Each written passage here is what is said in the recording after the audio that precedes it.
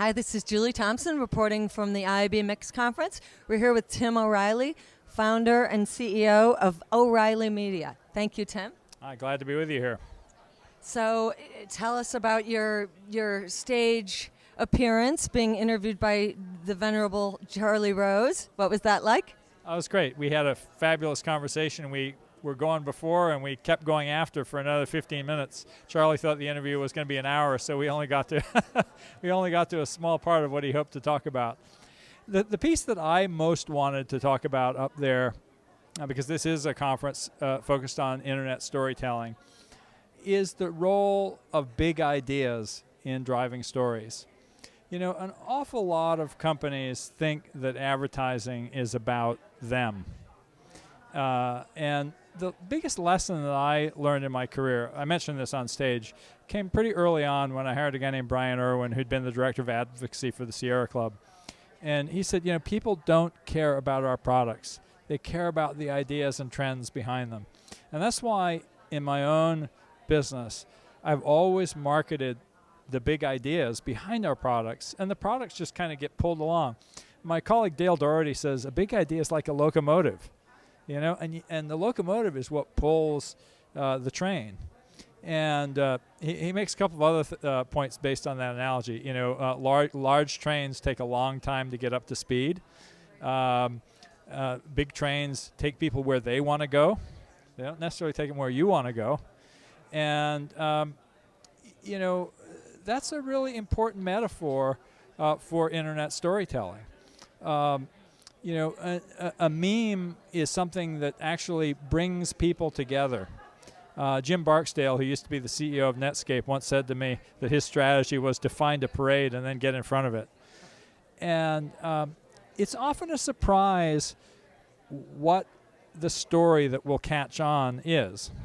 And you need to, you know, ride, you know, the train that sort of is next in line. You know, this is kind of, I'm maybe overusing this metaphor, but let me give a good example with the term Web 2.0, which my company has become, you know, very much identified with. First of all, it was a big story. It didn't mean what people often came to think it meant. You know, you don't always get the meaning that you intend. But it was a story not about us. It was a story about other people and about the industry. You know, we came out and we said in 2003, the computer industry is in a slump. It needs a new story to get everybody excited again. We're going to tell a story that the web is not dead. The web is coming back after the dot-com bust. The Web 2.0 wasn't a new version of the web. It was something distinguished to the companies that survived from the ones that failed. The ones that failed thought the web was like TV. The ones that survived all knew that networks are about harnessing collective intelligence, participation. So we told a story about why Google was successful, why Amazon was successful, why eBay was successful, and we tried to tease out some of the reasons. Now here's another thing that's really interesting. I'd actually been talking about a set of the deep technology trends that eventually we pulled together under this new term for about 5 or 6 years, 7 years before that. In 2002, I did a conference called Building the Internet Operating System. That was 10 years too early. You know, now, you know, in 2011, people understand that the internet is becoming an operating system, you know, but back then it was like people thought, this is nuts. And so that's that big ideas take a long time to get out of the station. You know, but here's the thing. You know, I kept talking about it. You know, we actually had our first talk at one of our conferences about web services and this idea that websites were going to be sources of data and people could program them in 1997. You know, and we just kept working the issue. We kept working the issue and refining the story, telling it better and better. And then we started to see more and more people getting on the train. And then, you know, eventually Dale came up with a name that, you know, was sort of actually kind of a name of the moment, but it was the one that stuck. And that was exciting. And the same thing is happening right now. Really a good example from politics. I was talking with Van Jones recently, who's got this thing called the American Dream Movement, which is his attempt to be an answer to the Tea Party, you know, the left's answer to the Tea Party. Well, he's had enormous uptake. He's had, hundreds of thousands of people get affiliated with this thing, and yet it hasn't really caught on in the media. And this scruffy bunch of kids, down at Wall Street with the Occupy Wall Street movement somehow have, started to be one of those trains that's leaving the station. The first few weeks it looked like not much was there, but that meme catches on. And I was interested to see on MSNBC on the Virgin flight out here, I happened to see Van being interviewed about this, and he's found the parade and he's getting he's getting on the train, and that's how these things happen.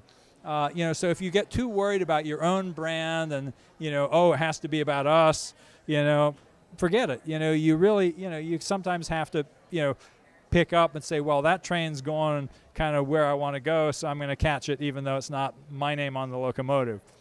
The other thing, and this is a really crucial idea that I think all brands need to focus on. A great brand is one that creates value for its customers. Our motto at O'Reilly is create more value than you capture. I literally have people who've come up to me, billionaires who've come up to me and say, I really want to thank you. I became a billionaire and all you got from me was the price of one book. And this is 2 or 3 people who kind of did it. It's like that's like that makes me feel really good. I go, we really, had this enormous catalytic effect on the internet industry, both by the example of some of the things we did and failed at, as well as by providing information. And, I think that a lot of what goes wrong in advertising, it's me, instead of you.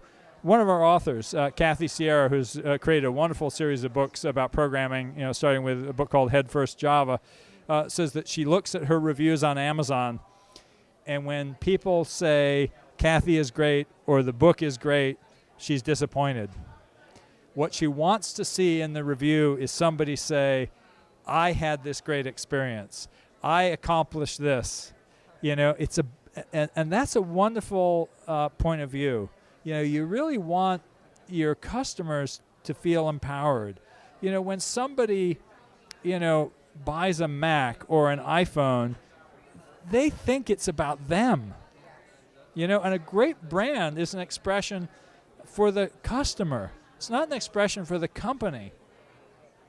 Right. Yeah. So as one who tracks all of this for Silicon Valley and beyond, and is a watcher of the alpha geeks, as they say, I know Charlie asked you on stage, like, who's doing it right? Of not just the 4 horsemen, the biggies, but what company right now do you think is really doing it right? Well, I think there are many, many flavors of right, and they're appropriate for a stage of a company's life cycle. So for example, there are a whole host of small companies in what we're calling the maker movement, which we started with Make Magazine in 2005 and Maker Faire, which we launched in 2006. Companies like Adafruit Industries or iFixit or Instructables, that are becoming quite successful companies. Actually, Instructables, which is one of our O'Reilly AlphaTech Ventures portfolio companies, just got acquired by Autodesk. Yeah, a little plug there. That maker movement is turning into real business. And so that's one of those, if you want to get in early, looking at what's happening with sensors and robotics and the future of manufacturing. MakerBot, here's another New York company that was started by an O'Reilly alumnus, is another great example. That's a fascinating area to watch because I think the future of there's a really interesting future around what I call smart stuff and dumb stuff made by smart machines. So that's a really interesting area. In terms of where all the current, venture capital interest is focused on social and on, smartphone apps, and an awful lot of that's Me Too, and isn't going to amount to much. There's sort of a game in which a bunch of these, it's sort of outsourced feature development, and a bunch of those companies will get acquired. There'll be good financial exits, but I don't see that there's a lot there that's going to change the world, you know. And I'm interested in changing the world. So, for example, at O'Reilly, one of the things that we're really interested in now is healthcare. We're also very interested in government and how we can make government better. And I've been preaching again this big idea on how government needs to act much more like a platform. You know, there's a teachable moment with the iPhone. You know, government procurement kind of looks like the way cell phone apps used to be developed. You get to the back room with a couple of vendors, you come up with a few things. You know, Apple created a platform, and all of a sudden there's 300,000 apps for a phone. And can we imagine government the same way? And there's good examples, you know, the highway system or the global positioning satellite system. You know, Foursquare is the result of a government program. You know, all the people who are anti-government, you know, go, well, do you use a smartphone? Do you use maps and directions? Do you use, you know, do you think location-based advertising is this great example of what's happening in the market? Well, guess what? You know, that began with a government program. You know, so that's an example of government as a platform rather than government trying to deliver the solution end to end. And I think that's a really powerful idea. But anyway, back to you know, education. That's another area that we're really focused on. One of the things that has come out of our work with Make Magazine and Maker Faire is an enormous interest from teachers. And of course, you know, we're looking at a science and engineering education deficit in this country, and that is almost entirely coming from just the absolutely atrocious way in which science is taught. Science is a process of discovery. I have a young grandson. He's now 2.5. He is a scientist.